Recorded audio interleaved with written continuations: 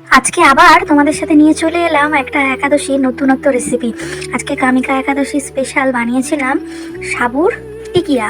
তো রাধে রাধে, হরে কৃষ্ণা, জয় জগন্নাথ, সবাইকে জানাই আজ পবিত্র কামিকা একাদশীর অনেক অনেক শুভেচ্ছা। ভালো হয়েছে মা, অপূর্ব খেতে।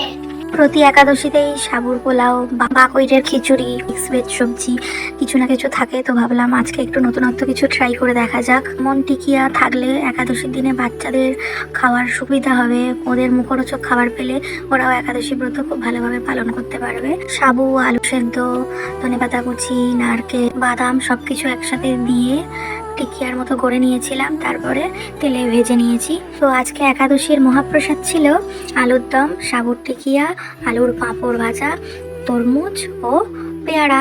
তো আজকে এইটুকুই ভগবানকে ভোগ নিবেদন করেছিলাম। একাদশীর এত সুন্দর সুন্দর প্রসাদ চাইলে অবশ্যই অর্ডার করতে পারো। তো আজকে আমার রাধা মাধব, সোনারা, জগন্নাথ মহাপ্রভু সবার দর্শন করো, একাদশী ব্রত পালন করো। আজকে এত দূরই, সবাই ভালো থেকো, সুস্থ থেকো, রাধে রাধে, হরে কৃষ্ণা, হরি বল।